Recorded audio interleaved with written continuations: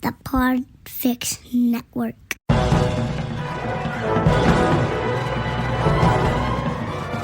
Hello and welcome. This is episode 170 of the Filmmakers Podcast. This is a podcast where we talk about filmmaking. From indie film to studio films and everything in between. How to get them. How to make them. How to get them made. Close. And how to try not to fuck it up, in our very, very humble opinion. Yes! I am Giles Alderson. I'm a writer, director and producer. I'm delighted to have on as our guest on the Filmmakers Podcast today, Danny Draven. He's a horror legend and he's one of my fave horror people ever, so I'm delighted to get him on. But before we talk about him, you've heard him already. He's the fantastic Robbie McCain and he's my co-host for this intro. Hello, Robbie. You all right? Hi, Giles. How's it going? Pretty good, thank you. I think he's pretty good.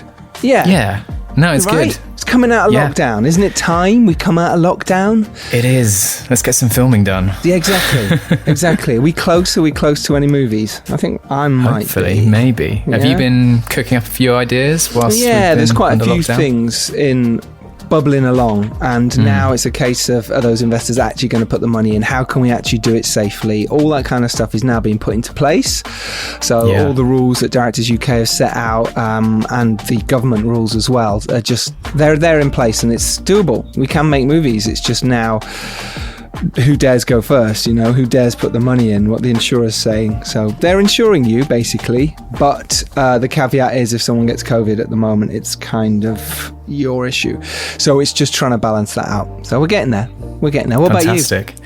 Yeah, I've been starting to write a few projects myself, actually sort of collate a few ideas where, you know how it is, you have things spinning around, percolating around your head, and you feel like, oh, if only it was the time to actually solidify those into ideas and actual scripts and stories. And thankfully, the one positive thing of this situation is we do have that time if we're, working remotely or from home to do that. So yeah. Can't wait to hear them, buddy. Can't wait to hear all about them. Absolutely. So should we talk to our lovely listeners? Thank you so much for listening, by the way. Really appreciate it. Let's talk to them about this week's guest. Now, you edited this. Thank you so much for doing that. Do you want to tell us a little bit about your thoughts, what you gained from this, as well as what other people will gain? Yeah, well, Danny, as you'll hear, he's a lovely guy. He's really enthusiastic and passionate about what he does. He's really like a filmmaker of doing rather than, not an armchair filmmaker. He's gone out, he's made hundreds and hundreds of projects. He's been part of things, he's jumped in from the start of his career, not necessarily caring about even if it's like a sort of pulpy B-movie horror film. He's still in there. He's learning the tools. He's become a accomplished filmmaker through that school, and so many sort of hidden gems and nuggets of knowledge for you guys today to hear. Totally, yeah. He talks all about his Cine Study Academy as well. He also sent me some links for Danny Draven's Master of Terror, which you can get on Amazon now, and Danny Draven's Horror Vault. Both of those links will be in the show notes. They're both out in the UK and the USA, and they're just fantastic insights into how to make movies. He's also got a brilliant behind the scenes of how he made his film. Which one was? I think it was Ouija's Halloween Night. I think it was Ouija's, yeah. And he actually live streamed that over YouTube live. Live streamed? Yeah. The whole making of that film. Yeah, which is pretty crazy. It is. Yeah. And he made it in 4 days. So he made that movie and he made another movie, which I think was Deathbed, in 4 days. He tells you all about how he did that through Full Moon Pictures. He also talks about Stuart Gordon a bit, doesn't he? Which is really interesting. Yeah, of the great Re-Animator fame. All to come, listeners, all to come. All to come. What makes a good horror film? Here it comes. So, Giles, what's happening with King Arthur? So... Arthur and Merlin. Thanks, Robbie. Arthur and Merlin Knights of Camelot is out on July the 13th. That's literally under 2 weeks away. We were trying to have a premiere. It's almost impossible. We're going to do a try drive-in screening as well. That just was way too pricey. So we don't know what we're doing. Might just have a cast and crew screening. But it is out on July the 13th. It is happening. It is available for all those people to see, which is just crazy because we shot it, feels like just like 5-6 months ago. And now it's out. Link to that is in the show notes. If you want to support, please do. And A Serial Killer's Guide to Life, thank you, Robbie, has been That's released. on Showtime, right? Yes, yes, it has. Thank you, Robbie. It's on Showtime in the USA, so it's on Sky here in the UK and Showtime in the US of A. So go watch it. Do support. If you got that, go support. It means the world to us. So fans of Sightseers, kind of gritty English kind of black comedy horror, definitely check that out. And I thought you were talking about Arthur and Merlin then. Yeah. Oh, it is gritty. It's not comedy horror, yeah. So, and make your film. When's the next event, Giles? July the 9th, so 4 days before Arthur and Merlin is released. We're doing another Make Your Film online special where any donations go towards Film and TV Relief Fund for the COVID Relief Fund to help filmmakers. So it's only a couple of quid anyway to join. And obviously it's online for about 3 hours. And we have amazing guests. Dara Resnick, as you know, I announced a couple of weeks ago, and she's a showrunner for some amazing TV shows. And our second guest we've just announced is the fantastic Todd Garner. He's the massive Uber Hollywood producer of hits such as Black Hawk Down and Tag and Haunt and the upcoming Mortal Kombat reboot. So that is July the 9th. Link to that is in the show notes. Come join us. It's going to be a fun one, isn't it, Robbie? Absolutely. And if you've been to any of the other events, you know how great they are, and it's just an amazing masterclass of talent. And it's basically like a film school for are we charging it? Is it £1 or something like that? Couple of quid, yeah. You can at least do a couple of quid. It's basically like a slice of film school for a couple of quid. Why not join? Perfect. It's a perfect way to spend an evening if you're a film fan and you're into, if you want to get involved with the UK film industry. There you go. July the 9th. Come join us. Why not? Wherever you are in the world. That's what's so great about the online stuff. Hence why we got Todd Garner to join us. Uber producer. I'm so excited. So, shall we get to today's episode with Danny Draven? Sounds good. Yeah. Let's do it. Here's my chat with me, Giles Alderson, and Danny Draven. Enjoy. Hey, Danny. How are you, buddy? Hey, good. How are you, Giles? I'm good, thanks, mate. So let's talk about you and your journey, because for me, you're one of my horror heroes. You're in that bracket of an indie filmmaker, and what I preach on this podcast and what I try and achieve as a filmmaker is getting out there and doing it and not waiting for anything and just getting out there. And you're one of those guys. Yeah. Danny Draven's been your name's been around for a long time, and I've read your book. All of them actually, but I love the Filmmaker's Book of the Dead. I think it's absolutely fantastic, especially being a horror filmmaker as well. Thank you. Thank you. A book like that is just perfect. If you like the book and the information that's in the book, that anything new will now come in the form of my Cine School Academy, which will just be able to, sort of fill in that missing gap of more updated material and more information. And that's not your only book as well, because you've also got Genre Filmmakers and Talk You to Death as well. You've made 3 books. It's an incredible achievement. But so those books are available as well. I think it's great. I'll put a link to your website and people can find them for sure. But I wanted to talk about you and your journey and getting there, so the inspiration for other filmmakers out there who are trying to do what you do. So from what I can tell, you did a lot of editing when you started out. Was that something you were naturally very good at? Was that something that just came to you? Editing, I think, I've always been particularly drawn to that part, particularly post-production in general is kind of one of my, if not my favorite part of the filmmaking process. But the editing actually came out of just the sort of doing everything yourself in the filmmaking. And I was one of the lucky people to have learned how to edit on film. So my first editing was 16 millimeter. Well, actually, it was 8 millimeter back in the Super 8 back in the day. But in film school, my first experience with actually editing a short film was bench edits, rolling it through the the movie scope, and physically cutting, splicing film together. And because I was shooting with Bolexes and the H16s and all the 16 millimeter cameras, that we were shooting color reversal film at the time. And color reversal film, there's no, you're not shooting negative and then having to make work prints that you would, or I'm sorry, work copies that you would sort of cut together and everything. So what we would do is, when you get that film back from the lab, that was your negative. I mean, that was it. So every cut you would make, you have to be very, very careful in how you cut it, because if you cut in the wrong spot, or you cut a little here, or cut a little there, or the sprocket holes get ripped up, that's it. I mean, so you were very careful in how you edited the sort of color reversal footage that we got back from this camera. So I don't know. I think it just came from being very careful at that stage on how to edit, and then it just evolved into editing on a flatbed, which I don't know if you've ever edited on a Steenbeck before. I haven't, but I've seen one in action. It's I love Steenbeck. I don't the other method, is a little more tedious, but when you edit on a Steenbeck, you would have a big screen. You got 8 plates, so you would literally bring in your movie on all these, you have your picture, and then you would have your mag tracks, and you would sync it all up, and then you would roll it through the Steenbeck, with the little thing, and then you would when you make a cut, you unlock and and you have to cut the picture, and you cut the audio, and you splice it, and then you relock it, and then you run it through again. And that's how that's how the history of movie editing was like for a long time was people editing that way. So I learned how to edit like that. Okay. And going to digital, it was just kind of like an easier way to do it. And and so I'm one of the I guess I'm very lucky that I was able to learn that way. And then editing was from that. Once it got to digital, Final Cut came out, and and actually Premiere back in the day, and Media 100 and all that stuff back in the early days.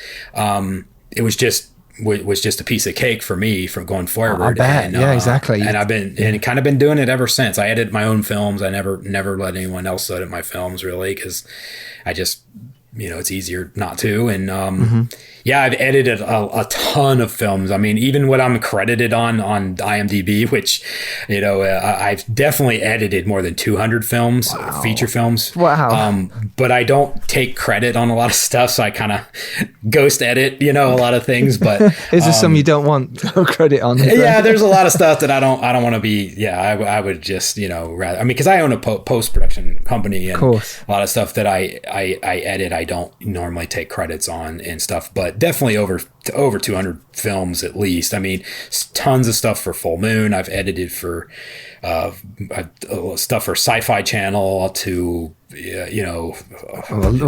Lionsgate. You've done everything. Spots. Lionsgate UK. A lot of stuff. As a director, I couldn't tell you that. One of the most important skills that you can have as a director is definitely to have a strong background in editing, because really editing is the last. Even now it's probably more like color correction and grading and stuff is probably the last frontier, but certainly editing and color correction is sort of that last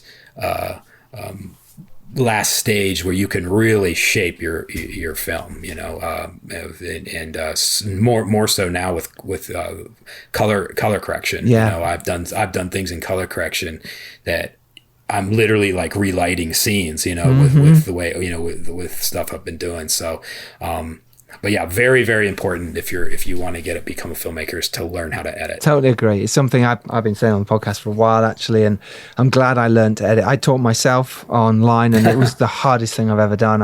It's not, but it was one of them. It was there. It was just so frustrating trying to get it to work on your own, and I wish I should have gone to a little school, paid a little bit of money, and done it. But I learned myself, and now it's so important. Not that I edit my films, but I know how to edit them. So I understand when I'm shooting what goes into the edit. I'm very careful about that. Absolutely. And it's important. And even if you don't want to edit your own films, I mean, not everybody is an editor. Editing is very hard for some people. They can't, there's a lot of people, and that doesn't mean you're not a good director just because you don't edit. You don't edit, Agreed. Or anything like that. That has nothing to do with it. But you do need to understand editing and how you can manipulate the image and how you can manipulate story, how you can manipulate pacing, all that stuff. You have to have a very good understanding of editing and storytelling in general. I can take takes that are good and I can make the actor look good. I can make the actor look bad. I can screw up the pacing. I can arrange the story in a way that makes no sense whatsoever, or I can arrange it in a way that, that helps it. And then you have to think especially on indie films, you have to really think outside the box. You have to think like, what can I do to extend the running time, or which we do a lot, or what can I do to to buy some stock footage and make this scene a little bit more interesting, or make the budget look like it was a little bigger than it was. I do that all the time, and those are other ways you have to sort of think outside of the script that you have in front of you, and how you can just visually make it work with any way you can. I love that. And I really think that's important. Just to understand it is just vital. And I think an editor's job it's the third place where you shape the movie, properly. That's where you can take out characters, take out scenes. You can reshape. Like you say, you can make an actor look fantastic who was not getting away with it. A scene that didn't really work now suddenly works. It's incredible. It is incredible. And I've worked with Michael. I did a movie called Patient 7 with the great Michael Ironside, and I got to direct him, which was awesome because I was a fan of his since Total Recall and Starship Troopers and all that. But we were shooting a ridiculous amount of pages a day. I shot the whole movie in freaking 4 days. Did you? And I mean, it was such an amount a crazy amount of lines that he'd have to go through every day, that like he had his script in his folder and we were just not, again, as an editor, I direct kind of like an editor, because I know, like, I do very little takes. I know exactly what I need to get, and then we're able to move very quickly. But with him, it was just such an enormous amount of dialogue to get through, but you have to sort of think like an editor and just say, you know what, I got this, I got that, I got this, I got that, I got this. I'm going to cut to that. And then I can have him read some of these lines off screen because I know I'm not going to be on screen for, so you sort of edit as you make it, and that's just, I don't know, it's just a style of filmmaking that I'm used to, and what I do on every film. And again, it's a vital, I think, skill to have. Oh, I totally agree. But I want to just jump into this. You shot Patient 7 in 4 days. Yeah. Wow. I didn't know that. That's incredible. For those of you who haven't seen Patient 7 yet, do go see it. I can't believe you shot that in 4 days. But your editing skills there will have come in massively, because you'd have gone, well, I don't need the wide on this scene because I'm not going to use it, or I'm not going to spend too long on the wide because I'll use it for the opening, or let's just jump from there to there and just get that line. I imagine you were working that way. Well, yeah. And well, on that particular film, what I had to do is, I had to cut a lot of shots. You go in with sort of a wish list and you end up getting like maybe 20% of it. So I had to cut a lot of shots just because of time. But I had to block shoot a lot of that film. And for those of you who might not know what block shooting is, it's sort of like in that particular film, the vast majority of the movie takes place in this doctor's office, the doctor played by Michael Ironside. And we had to jump around a lot, and I was going so behind on setups, I ended up block shooting all the master shots for pretty much most of the stuff in that room in one series of takes. And I hate doing that because it saves you time, but it gets very confusing very quickly on like what you got, what you didn't get, and particularly when the actors have to go in and out of different emotional states, which in his case was a lot. Yes, it's very difficult. So it's very confusing for us. It's very confusing for the actors. I don't recommend doing it really unless you really have to, because it really gets very confusing quick. But yeah, I had to do that and a lot of other things in order to just make up on the lost time that we had on that. When you're shooting, 15 pages a day or whatever it was, and with a star actor like Michael Ironside, too, it's and on you, and it was union, so you got like, you can only shoot with we're shooting with union crews, so it's like the days are only like 10 hours or 12 hours max, I think. Yes. And you don't go over, because then they just drop what they're doing and they leave, so you have to make the time, and it can be very challenging. Whereas on the indie, in the indie world that I come from, we're 16, 18 hours. We're sleeping on the ground. We're sleeping on the set. We're eating garbage food all day long. That's the way I made movies, you know, when you started. even for Full Moon. Yes. Yeah. But once you kind of cross into sort of a little bit more of the professional realm with unions and all that stuff, you can't get you don't get away. You can't get away with it. You can't get away. For those that don't know, Full Moon Pictures, well, they did the Puppet Master series and Trances, etc. You know, some amazing horror movies over the time. So, I mean, let's come back through your journey a little bit, because it is fascinating. Because you pretty much learned on the job, I suppose, at Full Moon Pictures. Is that right? Did you go straight from your degree to Full Moon Pictures? How did you get the job there? How did it work? Because that's full on. It's great. Sure. Well, I mean, after I graduated from film school, I was in Boston, Massachusetts, is where I went to film school at Emerson College. After that, I mean, I had a film degree, you know, and I moved out to Hollywood, and I was kind of determined to get into a company that was making, like, I never wanted to get into a company that was making like the big, you know, sort of blockbuster-y type movies, because I knew the path to getting to be a director is practically impossible unless you're, you know, it's very slim. And at that, to jump in, Danny, at that point, did you know you wanted to be a director? Was that something that was? Oh yeah, that's exactly. You knew, you were like, this is what I want to do. For sure. Okay, yeah, I knew. I've always known that. Yeah, from when I came out to Hollywood, that I wanted to be a director. You know, and so I focused on trying to work for companies that I knew were making more of the independent stuff. You know, because that's just what I prefer. It was kind of a long, I mean, I did all kinds of odd jobs, you know, paying my dues, and worked on stuff I wouldn't even mention now. The only way I was able to get into Full Moon was through their web department. Right. So I ended up, because I was a web designer as well, I had a lot of experience with web design and tech, and I could hand code HTML and all that stuff, which I probably forgot now. At that time, so I had sent them something. I had an interview. I went into Full Moon. I saw all the puppets in the thing, and I was like, man, I would love to like work here and maybe get to direct a movie for them one day. So I did the interview, and the guy called me and basically said, like, no, I'm sorry, you know, we're going to pass on you. So I actually didn't get the job. Oh, Jesus. The first time I went into Full Moon. Yeah. They basically told me to fuck, you know, the heck off. So I was a little disappointed. Because I really liked Full Moon. I really wanted to get in. So I ended up creating a new website, a new portfolio of all this web design stuff that I could do. Sent it to the guy again like 2 weeks later and said, hey, I was just, you know, I did this new thing, and I'd like to be given another chance, and blah, blah, blah. So he looked at it. It was really cool what I did for it. Yeah. The guy looked at it. He actually called me. He called me on the phone and said, hey, I admire your tenacity, bro. Why don't you come in for another interview? So I did, and I got the job. Mate, I love that. I love the fact that somewhere you really wanted to work, and you said, I'm not going to take no for an answer, and I'm going to do what I can to get it. That's what it's about, mate. I love that.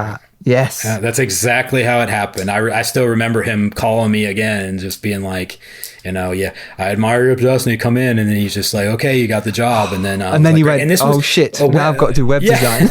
Yeah.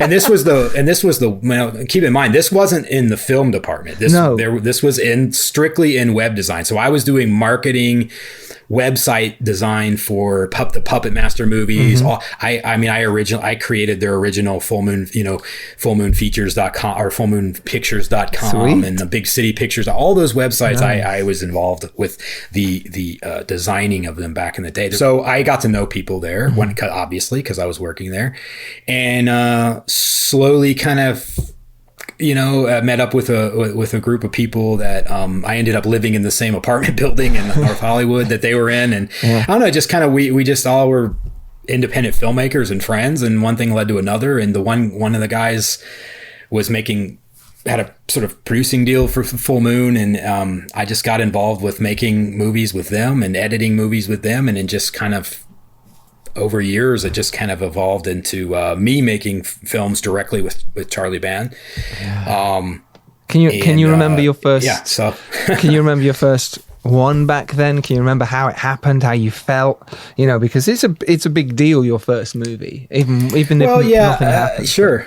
Yeah. Sure. Well, my first feature film with Full Moon was a like I don't even if I can even say shoestring budget, just no string budget. It was such a no budget movie, but it was this movie called Horror Vision, and it was basically like the poor man's Matrix, I should say.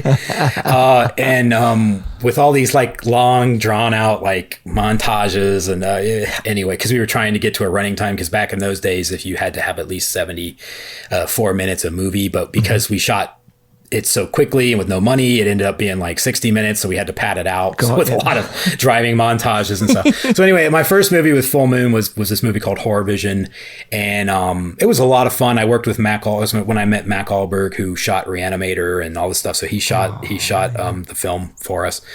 And I was 21, I think, at the time. So you made your first feature film at 21. 21, yeah. Wow. Yeah. For Full Moon. For Full Moon Pictures. Yeah, mate, that's just incredible.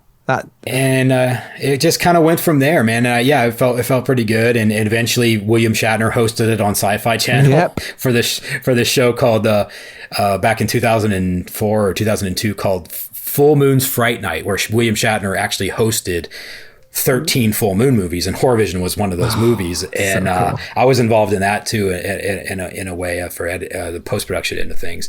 And it was on Sci-Fi and the whole deal, and he kind of got on and did like this sort of tongue-in-cheek thing with it, and it was really quite entertaining. That's so good. How nice did it feel to have the whole gang sort of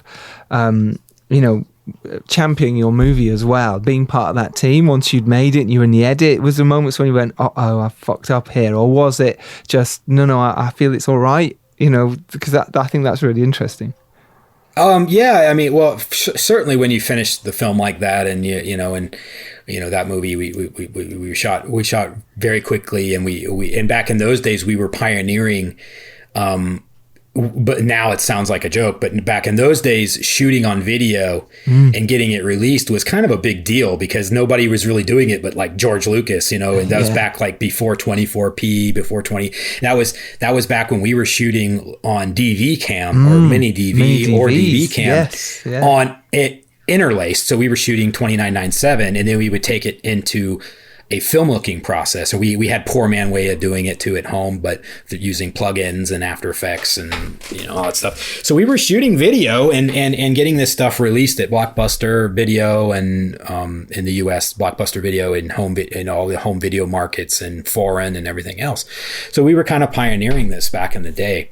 You're now with the team at Full Moon. Were they just like, cool, let's go make some more? Did you then keep coming up with ideas about what to do next? I made another movie for them called Hell. We did this movie called Hell Asylum, and then eventually, by the time I got to making a movie for them, it was like an urban horror vampire movie called Crypts. Yes. I started. That was when my company started producing for them. It was more like a direct deal that I had with them at the time, and basically Charlie Band, who at the time was just basically like, hey, we want you to make this movie for $35,000 US dollars. Right.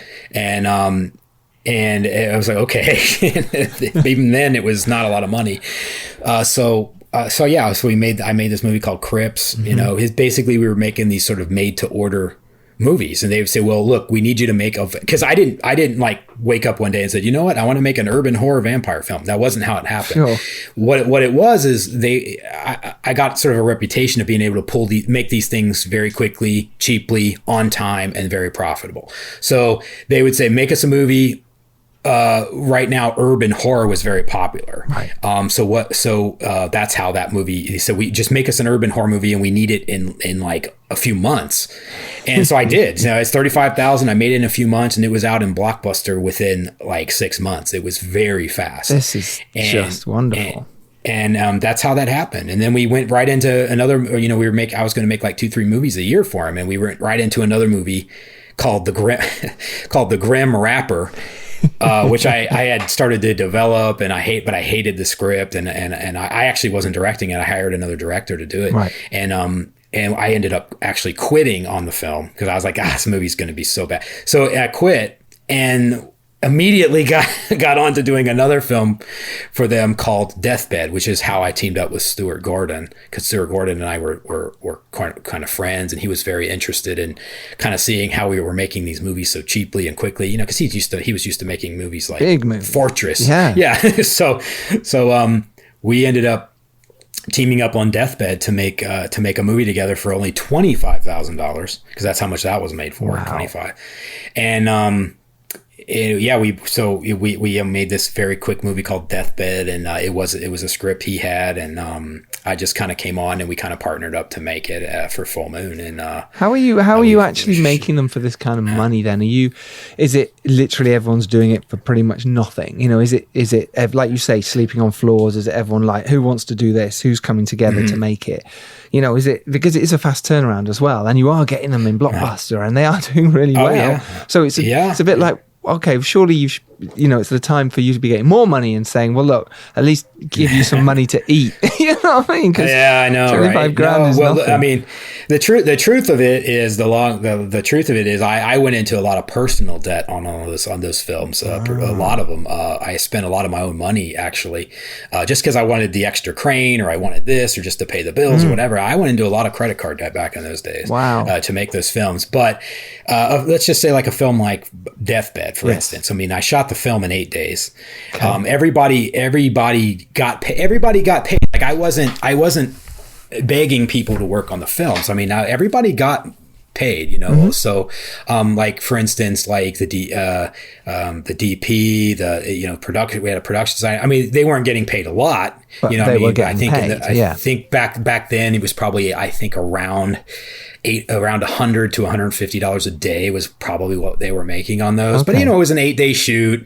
You know, we shot probably 12 to 14 hours a day. And it was, you know, sometimes we had a day off, I think, and then we would shoot maybe 4 a day off and then 4. But essentially, you know, everybody was getting paid, and they were getting their money at the end of the day and getting fed every day, and, you know, and the whole thing. So it wasn't like slave labor or anything. No, I mean, we were feeding people, you know, there was lunch every day. There was craft service. It was a real set, you know, but it was just done very cheaply is all. So I had a very minimal amount of people on set, yeah, you know, and I was, so, and I saved a lot in post, obviously. Yes. And production was expensive because we were shooting these in Los Angeles. So I was paying locations. I was paying for, we did own the equipment, most of the equipment. Okay. But I was paying for sound guys, grips, food, the whole deal. And you're producing as well at the same time. So I was producing those. You're organizing everything and shooting it. And wow. I mean, what did you learn from that for our filmmakers now listening? What tips and techniques could you have done differently, or what was really good that you went, I'm glad we did that? Well, I mean, looking back on, I think the most important thing you can do on any low budget thing is to don't be too cheap when it comes to things. And what I mean by that is, or don't overburden yourself with too much to do, because you end up with probably not as good of a movie as you could have had if you would have delegated the work a little bit more. And what I learned to really help was to delegate a little bit more, because I'm kind of I like to think of myself sometimes as a jack of all trades. Well, I can do that, or I can do that. But then you overwhelm yourself and nothing ends up getting done. So you have to really delegate it, particularly if you're making a movie in a short amount of time. And this is true to this day. This is how I do it. And it's really just a matter of delegating it out. And I like to get a very strong management team on board first thing. So a line producer, a dedicated line producer is probably one of the most important things for me to get off the bat. Yep. Dedicated line producer and a dedicated UPM if you can afford it. But at least a line producer, at least somebody who's not creatively involved and is just helping you, making sure people are showing up on time, doing phone calls, the whole deal, because it can get very very hectic if you don't do that. So get a strong management team in order from the get-go. And it doesn't, again, you don't need a whole department. You just need like one guy that's just like, okay, I'm your line producer and I'm going to get everything done, you know, great. But preferably at least on the between like $100,000 and the $200,000 range, which is kind of a general budget range for like independent films with you know, I mean, real, you know, sort of budgeted independent films, under 200,000, under 250,000 ish. Get you a strong management team in order for sure. And make sure you at least fill all your department heads and give them as much as they need, you know, and what I mean by that is don't have the guy who's doing your costuming also doing your craft service. You know, make sure that you dedicate those team members and really get your team in order, and your production will go just so much smoother. It really will. Don't double up on duties. It just is not. It sounds good it looks good on financially on paper, but at the end of the day, you really need dedicated people in those departments. Don't skimp on your camera department. Definitely don't skip on your sound department. You just bring together a really tight, well-oiled team, and you can just make movie after movie after movie with the same people. And that's what I try to do. I was always using the same people because we knew each other and we knew how each other worked, and I knew who was good and who was a good egg and who was a bad egg, you know, and who wasn't gonna be complaining if we went half an hour over. And I tend to surround myself with those people who were like that. Yeah, and, good team players. We made movies after movie, and I recommended them too to a lot of other jobs after. I think that's very important. I think for any filmmaker out there who's going into a production role or as a runner or whatever it is, assistant or, you know, line producer, UPM, is to be that great team player, because how the indie film works is you get recommended, as Danny just said. You move forward and you move up because someone calls you up and says, hey, do you know a good scripty? And you go, actually, I do. But if the person you just worked with was terrible, there's no way you'd recommend them, or they're horrible, or they moaned or complained. Yeah, if you want to be an indie filmmaker, you just got to get on with it, right? I mean, there's a list that, and maybe it's just you know, a hypothetical thing, but if you were a person that had complained, or you're a person that didn't show up on time, or whatever the problem was, I mean, and you know, we all know each other. Like, I know so many different horror filmmakers, or not just horror, but I mean, I've, you know, just producers, directors, composers, everything, and we all will recommend people that we know are good folks. One, they do good work. Two, they're not complainers. They're not a pain in the ass, you know, and I have recommended so many people for jobs. I mean, I've recommended, there's just too many for me to even say. And it's not just filmmakers, it's actors too. Definitely. And actors don't realize this. When they come into an audition with me, I'm in the room. So even usually in the first call in, the first group of batch, they'll come in. Some of these people come in and man, I'm just like, I'm horrified on how rude some of them are, how unprepared some of them are. And I'm like, you know that I'm going to remember you. People are going to remember you, you know, and it's like, it's really terrible. Agreed. But I recommend actors all the time. I'll say, oh, he's great to work with, such a professional, you know, and you know, there's other actors I'll say, oh, you definitely don't want to work with him. Totally. And it goes the same way, even if someone who's really talented but is a pain in the ass, I'm not working with them. It's just, I don't care. I'd rather work with someone who is a little bit less talented but were brilliant on set, and everyone loved to have around, because it's so hard on a film set. It's so much hard work. If someone's annoying or a pain in the ass, you've got to deal with that, and you don't want to deal with that because there's so much other stuff to deal with. So hire good people. Star actors are a pain in the ass too. So. Yeah, why is that? There's just no need. They're just pampered, and they can be a real. So if you're making an indie film and you think, you know, we got to get a star actor in here, you know, I mean, not all of them obviously are like that, but if you hear something about one of them from another, like you say, hey, you worked with that guy, what was he like? And they say, oh, he was a horror to work with. You might want to think about another choice, because honestly, they can really screw up your film. They can slow you down to a halt. So you really want to pick name actors that you know are what I say low budget friendly and are sort of take direction or don't need much direction to work with, because it can really put a big giant kink in the wheel if you get the wrong person on set, because especially when you're shooting 10, 15 pages a day, you need a well-oiled machine. You don't need a cranky old actor who says, what, I gotta do what? So they're shooting a half a page in 2 days, not 15 in one. So no, absolutely. I think that's great advice, and I think it's absolutely vital. I think that the pampered star is true. If you hear a rumor, it's probably true. I mean, hey, there's always someone has a bad day. That's the thing. People do have bad days, and they might not have gone with that particular person. So do your homework and don't just ask one person.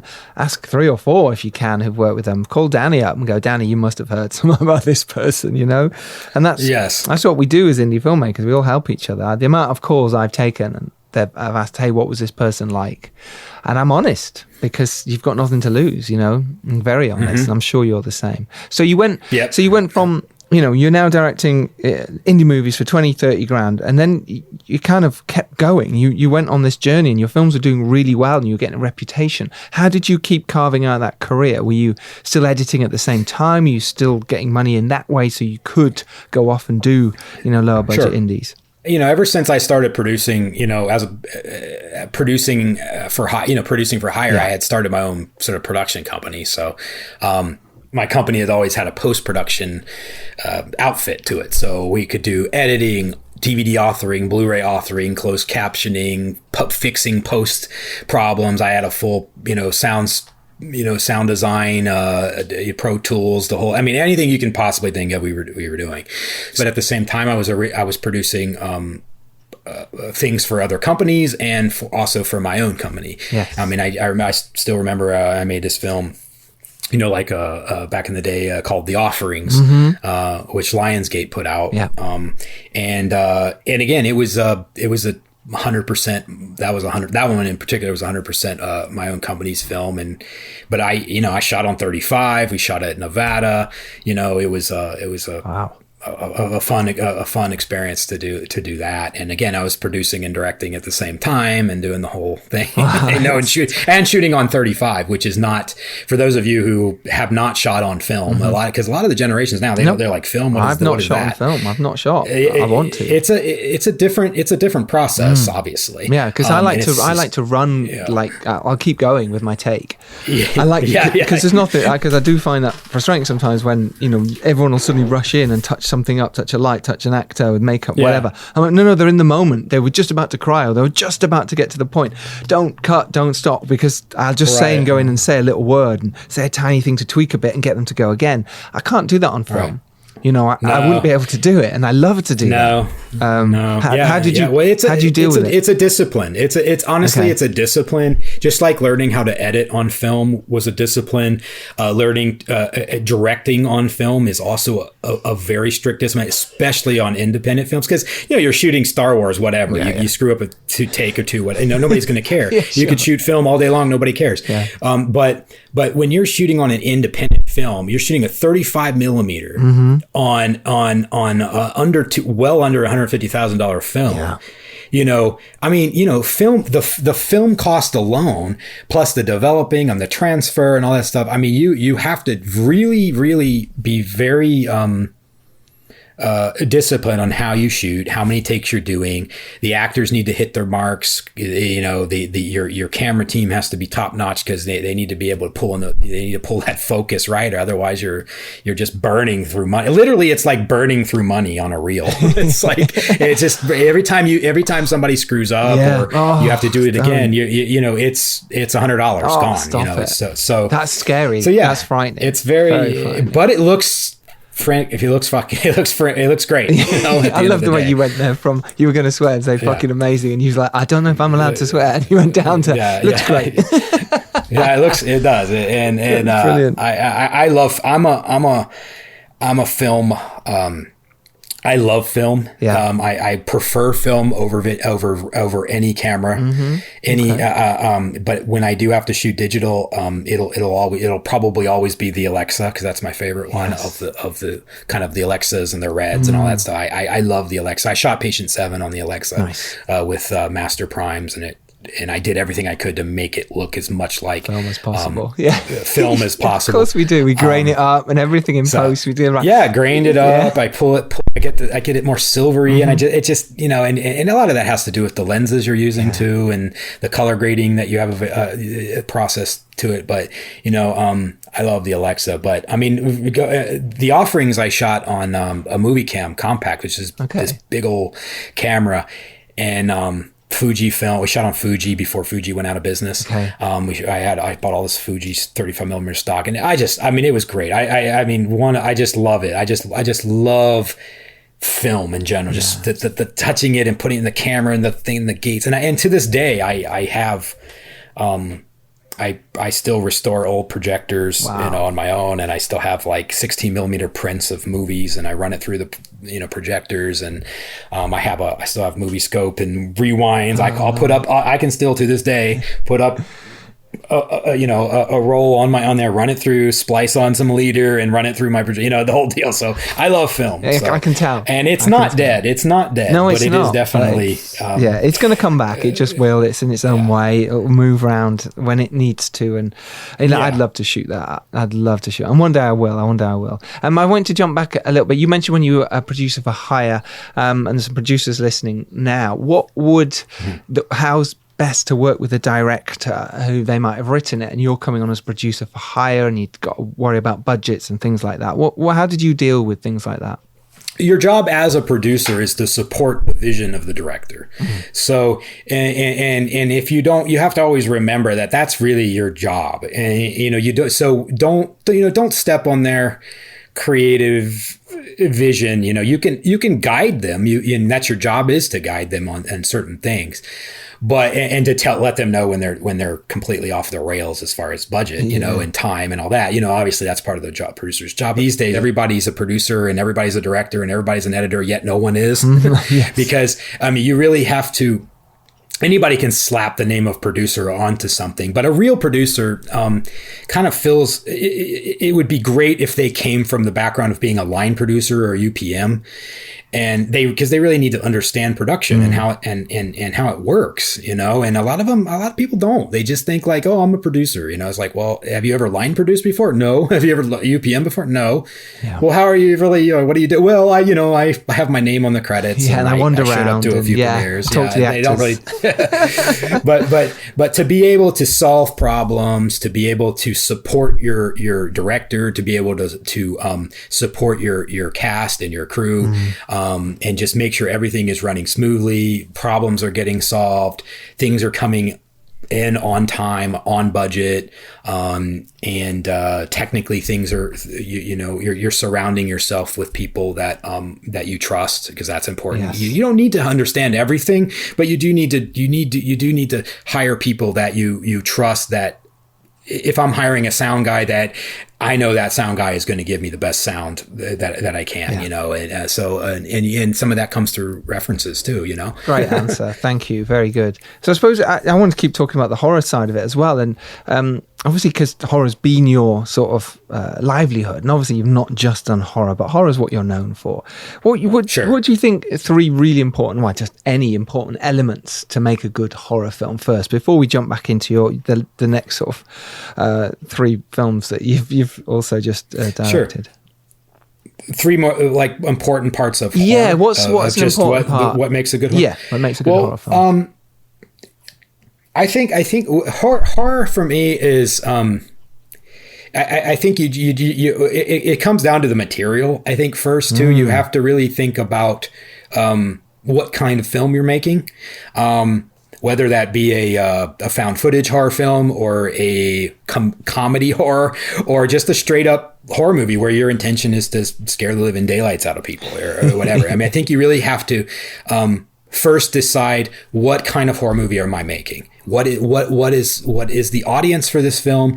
What kind of horror movie am I making? And I think once you know that, and it'll make your other decisions that come after that a lot easier. Mm-hmm. So if I'm setting out to make a slasher film, okay, I know my audience, I know the genre, I know the other films, I know the competition films that are coming.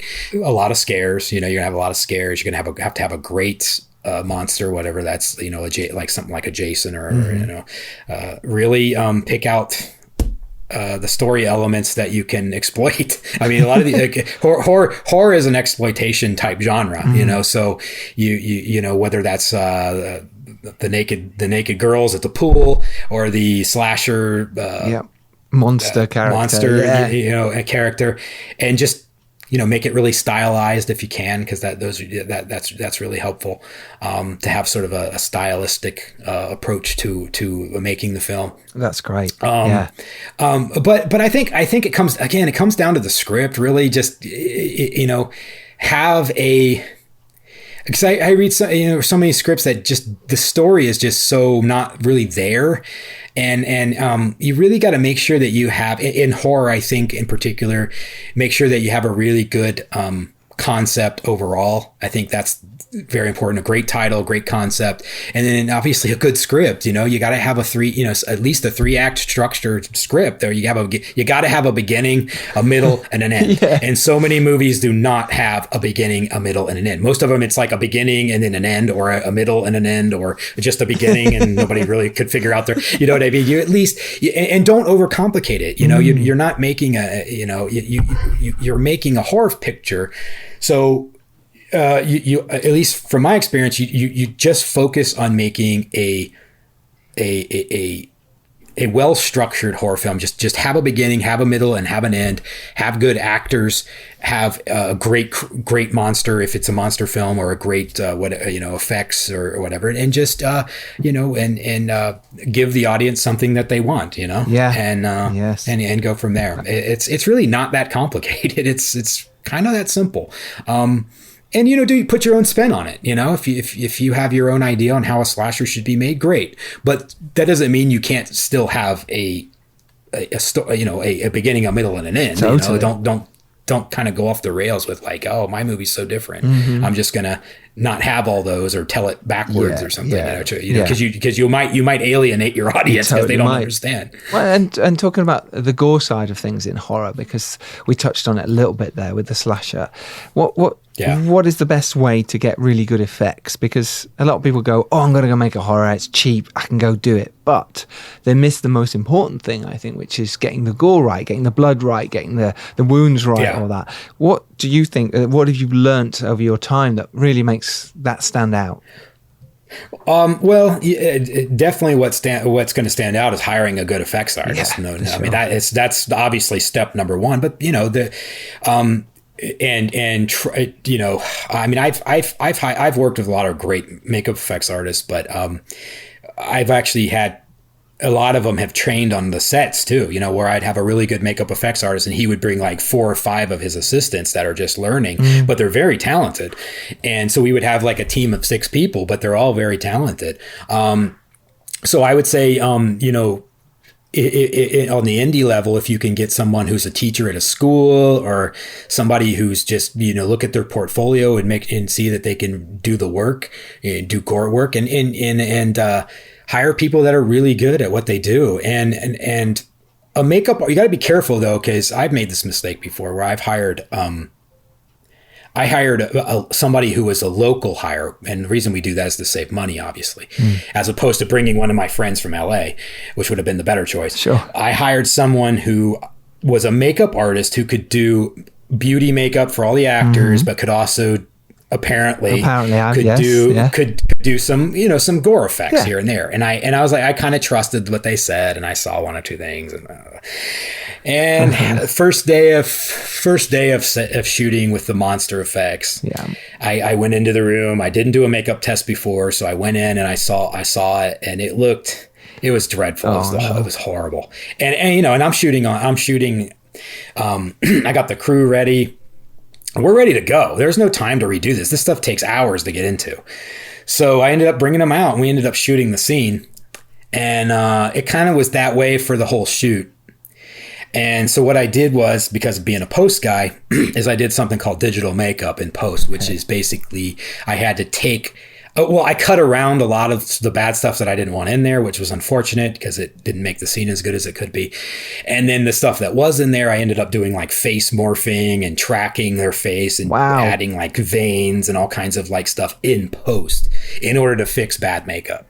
So yeah, it's a problem, you know, and you want to make sure that if you're going to do gore, if you're going to do stuff, that make sure you're hiring people that are experienced with doing it, and also hire people that can do it quickly, because everybody is always going to tell you that you're going to say, okay, we're ready to do the heart coming out of the chest. And it's going to say, oh, well, I need 2 hours, you know? And it's like, no, you got 15 minutes, you know, you need people that are can roll with those kinds of sketch that can do it very quickly and good. Yes. And another key to making that stuff look good is make sure you're hiring people that are used to doing film effect, like gore for film and not for like photography. You know, very different. It is very different. And because you get them on set and then things are lit and people are moving around and, you know, and it's like cut and then they gotta wait. Meanwhile, they're bleeding.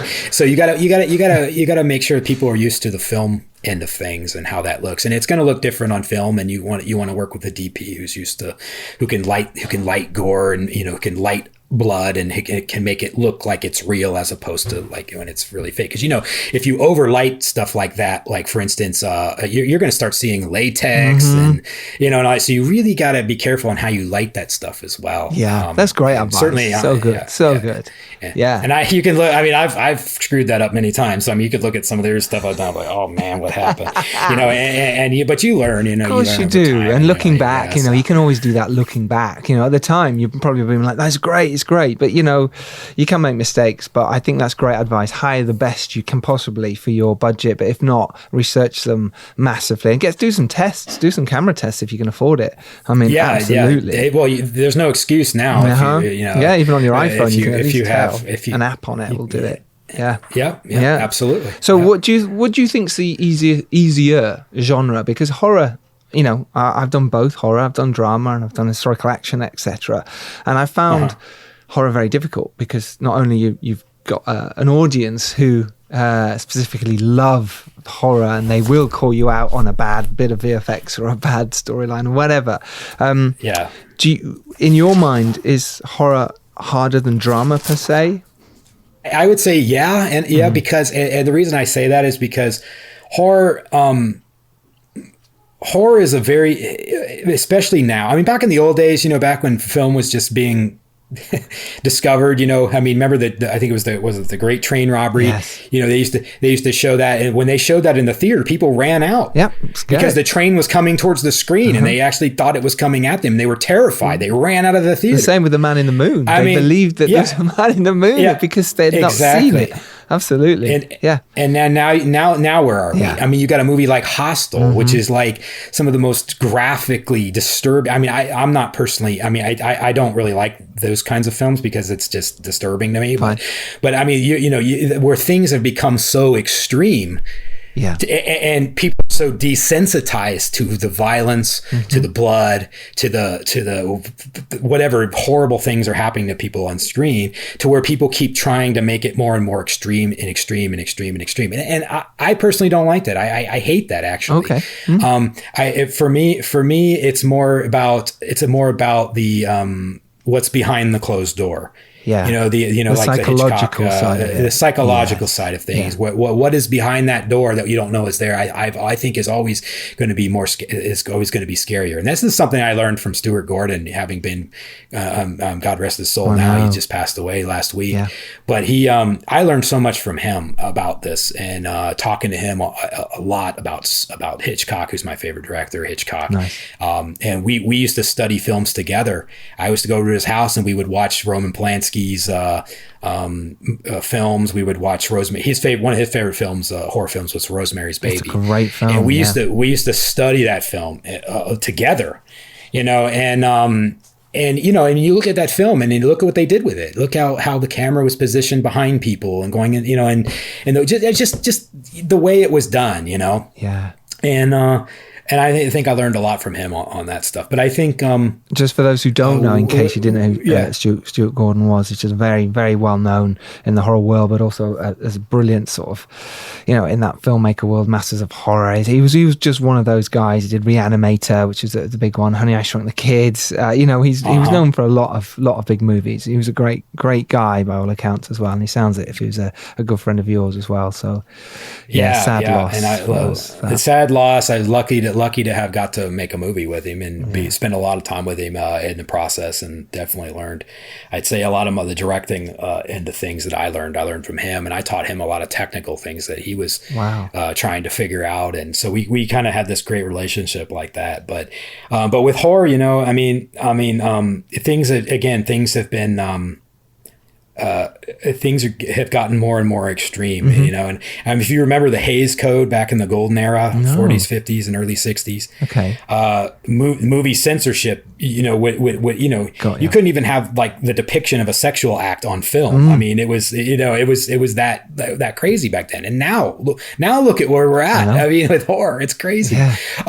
So I would say, for me, it's definitely going to be more of the psychological end of things. That's what I prefer. That's what I like. Okay. It's not to say that you can't do whatever you want, but that's always going to be, for me, the strongest, because the imagination will definitely fill in those blanks. And I suppose that's what's really interesting about your movies, is that they are very psychological, Patient 7 and even Real Evil, which was your found footage, horror. Yeah. It was still psychological elements to that. I mean, quite a lot, really, and that's really interesting that plays out in a lot of your films. And I think, we sort of do move to the area that suits us, the area that we find most enjoyment from.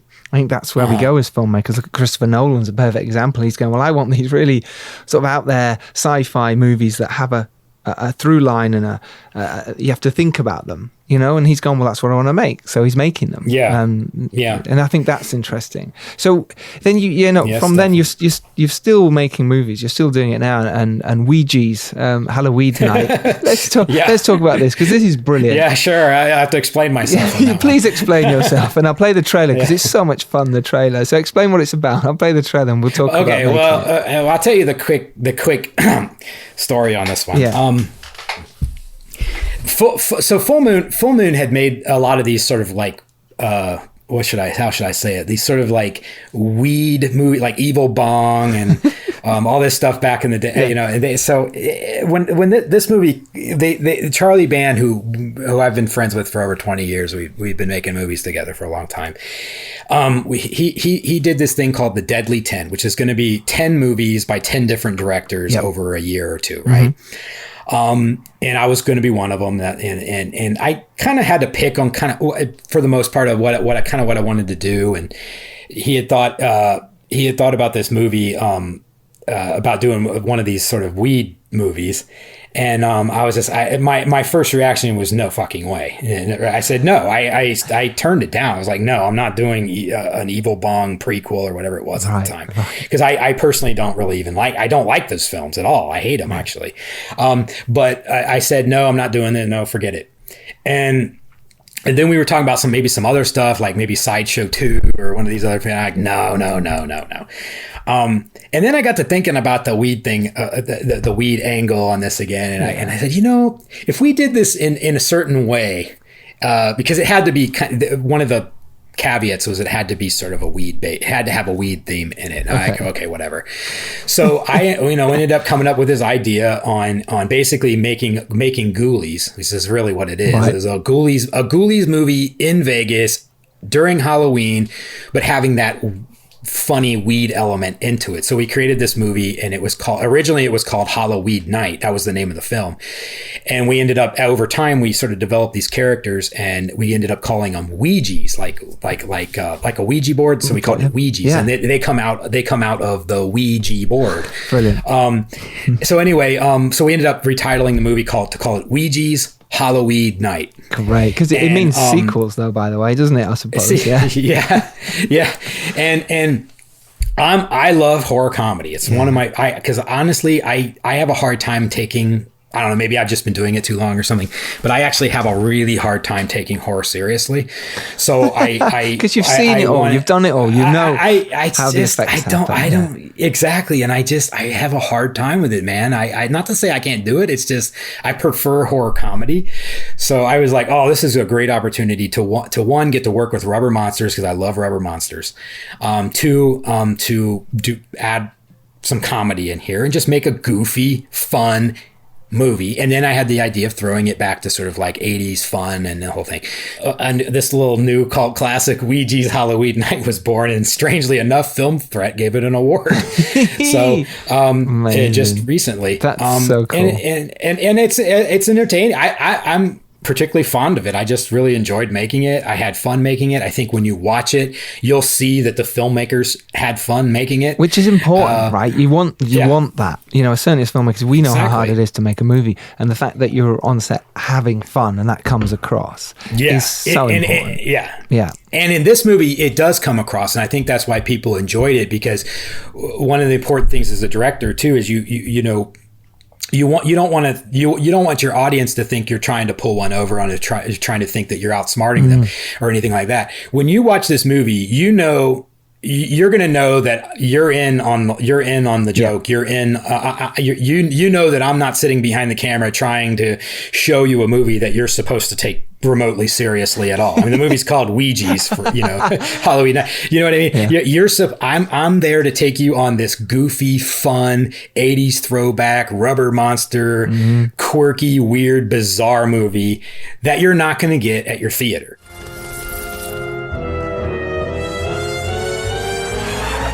You guys believe we got this entire hotel for the whole night? This is going to be the greatest Halloween party in the history of Halloween parties. The party was supposed to start by now. You have to believe in miracles. That's your miracle. Okay, I know you're supposed to be dead, but you're way too stiff. I would love to play. I have another game in mind. Behold, the Ouija board.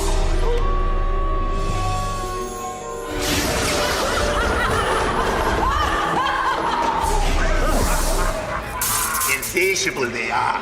Blood be their munchies. Meet the Ouija's, man. They be true party animals.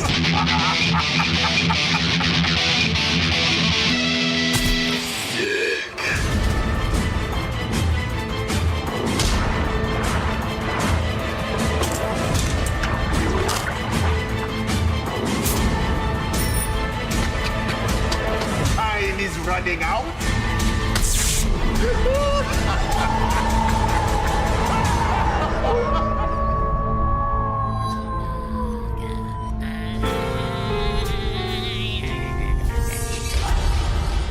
We made it in, we shot it in, was it 4 days? I don't remember. Yeah, 4 days. I think it was 4 days. Are you serious? Yeah.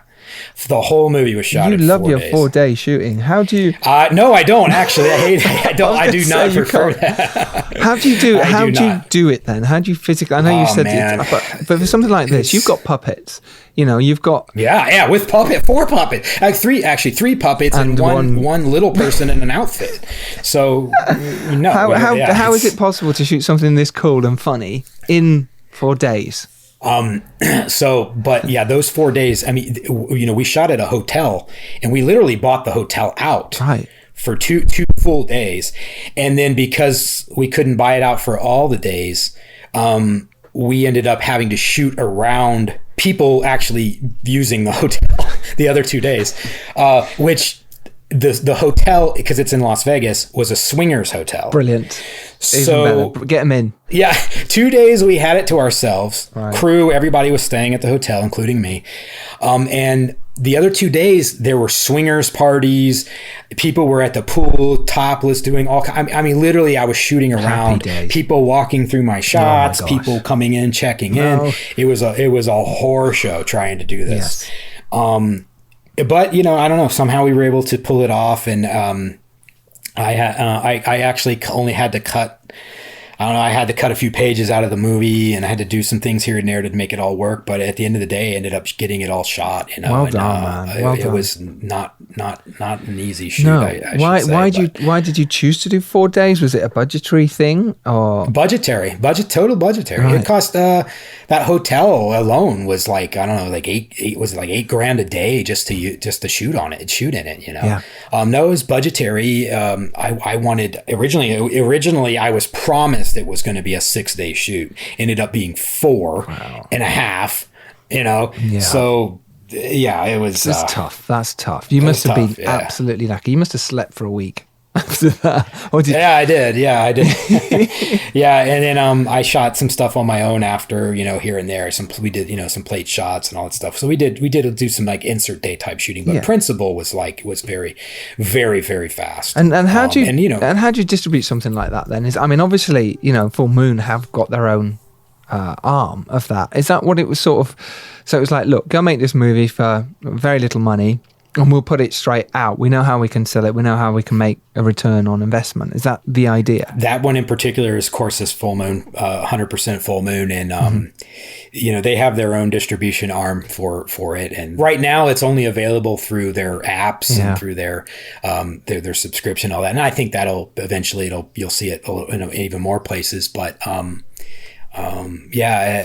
know, they have their kind of, Full Moon's kind of unique in that way. They kind of control their own distribution. They have their fan base, and I think other companies like Trauma and Asylum and all these other places that are making kind of movies too that have their own channels and their own distribution outlets. It was a blast to make. I had nothing but fun making it, and I definitely hope that came across.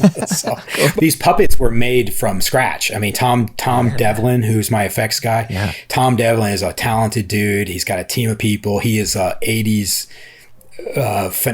fan just like I am. So we had a blast making this, and he sculpted each one of these guys. He made them like you would make them back in the 80s. You know, they had animatronic eyeballs in them, and I mean the whole deal. I mean, it was pretty dang cool. It's very cool. And if you want to see this, you can. It's the behind the scenes video is on YouTube of Ouija's Halloween Night, the complete behind the scenes journey, and it is brilliant. It's over an hour, 30 minutes, and an hour. It's like longer. It's like watching the movie twice. It's brilliant. It really is. Well, you know what's really, I should tell you about that movie too, is that I didn't touch on, is that's the first movie in history that was entirely live streamed on the internet. The entire movie making, every day that we shot, 24 hours a day, not 24 hours a day, I'm sorry, just the time that we were shooting, which was 12, 14 hours a day, with 2 cameras, was live streamed on the internet. Anything could have gone wrong. I love it. You heard, I mean, people were saying stuff that I'm like, dude, don't, you know, this is live. Yeah. We had like thousands of people tuned in every day from all over the world watching this. It was the first time in history, actually. Wow. So, that was one of the things. No studio would do that. No, never. Are you kidding? They'd be so Could you imagine? scared. Absolutely. Well, first of all, you give away the movie and the plot and everything else. But I mean, this was really unique. I mean, it was a really unique thing that we did there. And the behind the scenes and stuff you see is kind of like, you know, just clips of that. But I mean, we have 50 plus hours of, or over 100 hours of stuff, you know, that from shooting that film. I can imagine. So anyway, I had to mention that because it's great that you did. That's one of the things I forgot to mention. So you can watch that. I'll leave a little link in the show notes as well, so you can see that. I'd recommend it to any filmmaker, regardless of what genre you're in. It just shows you how to make a movie, and it's just brilliant. I just didn't know it was 4 days in total. That's crazy stuff. Yeah, 4 days. And I tried, when we were streaming live, I tried to talk to the camera and let people know what we were doing and all that sort of thing. And no, I just had a blast making that film. I really did. And I love horror comedy. It's my favorite combination of stuff. So I imagine. So what I mean, look, you've had this great career. Are you going to keep going with this? You still want to make more horror? You know, I can see from, the bits that are potentially in, that you're doing at the moment. I don't know what's happening with COVID right now and whether things have stopped, or if you're kind of at the moment going, no, I'm still going to make more horror, or what's the plan for you? What's the journey now? Well, I mean, I've produced other films. I mean, I produced a film just 2 years ago in Ohio at Robert Kurtzman's studio there.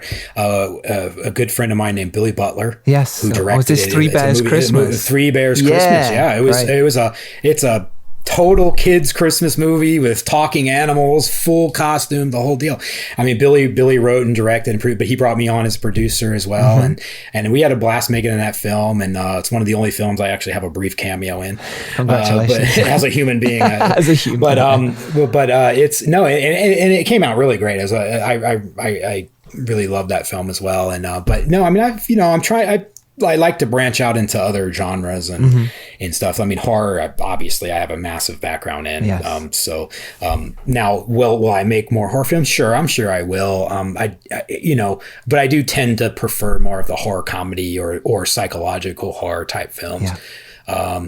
So I do see myself probably making more in the future. But certainly, I like to branch out into other areas. Amazing. If sci-fi, is obviously a huge fan of sci-fi. I'm a massive fan of westerns. We've just prepped a western now, actually, that we might shoot. Oh, you did? Yeah, and we're very excited by it. But whether it happens or not right now is another question. But yeah, we've got one ready to go, and we're just it's something I've always wanted to do. And so you go, let's do it then. Let's put it to the top of the list. Let's do it. Yeah. What are we waiting for? I love westerns, man. I love westerns and psychological horror westerns. I mean, I don't really. I mean, I'm kind of old school when it comes to this stuff. Like, I rarely watch anything modern. I mean, I'm pretty much TCM, like Turner Classic Movies. Nice. I watch the whole March everything. Channel, I watch is from the 40s, the 50s, the 60s, the 80s. I mean, that's just.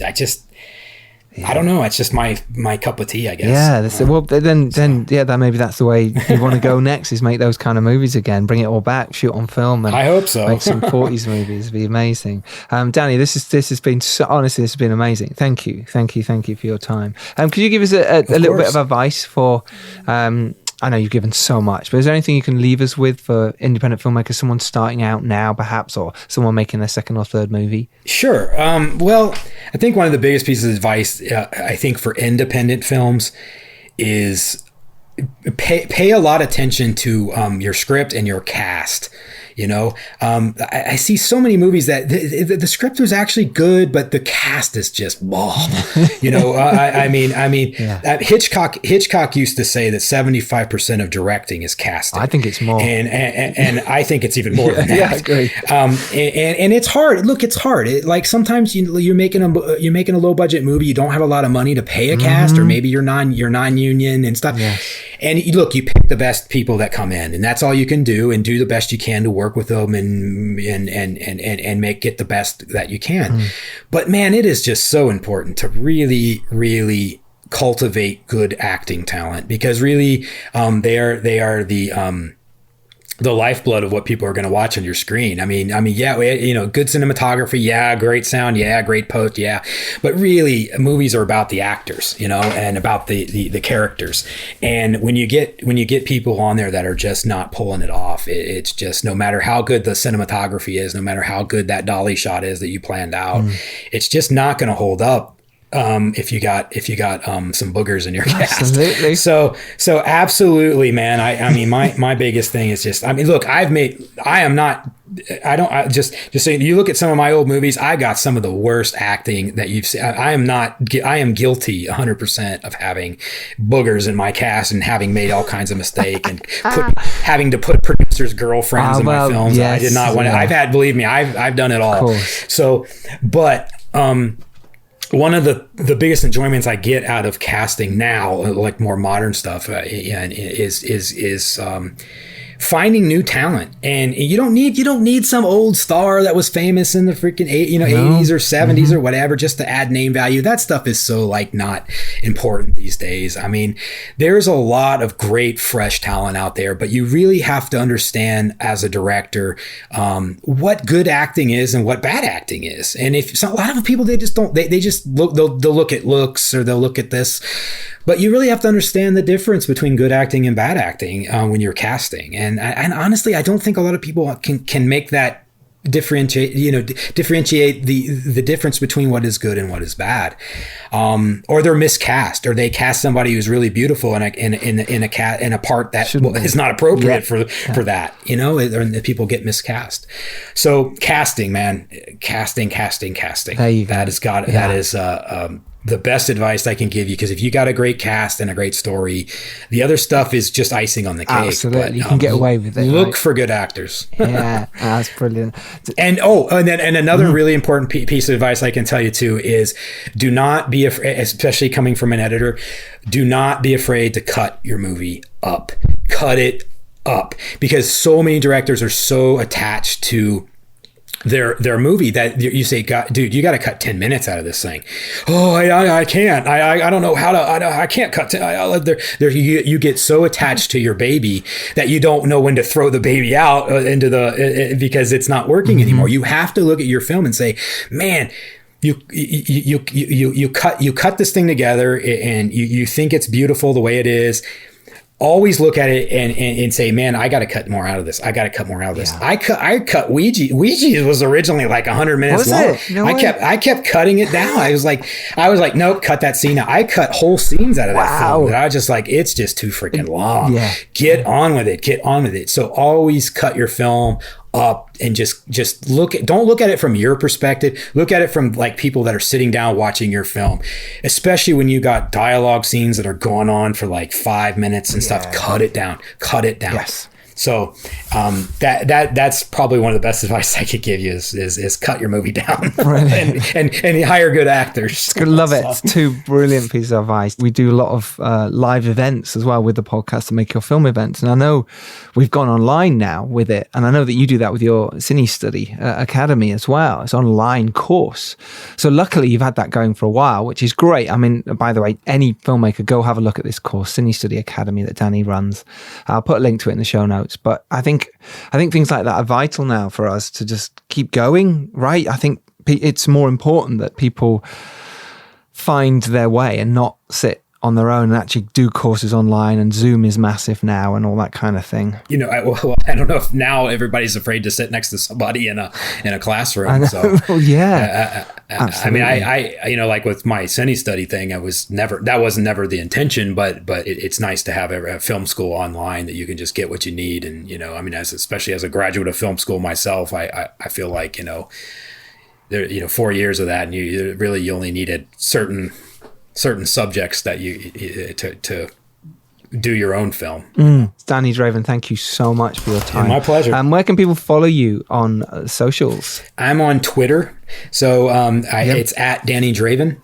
And I would say that's probably the best place to find me now. I'm not really on Facebook or Instagram anymore. I'm not particularly fond of them services anymore, but definitely on Twitter, and also at cinestudyacademy.com. That's my film school that I have right now. And right now it's sort of it's very baby like there. I mean, it's sort of infant stage right now. And I do plan to expand it to be much bigger.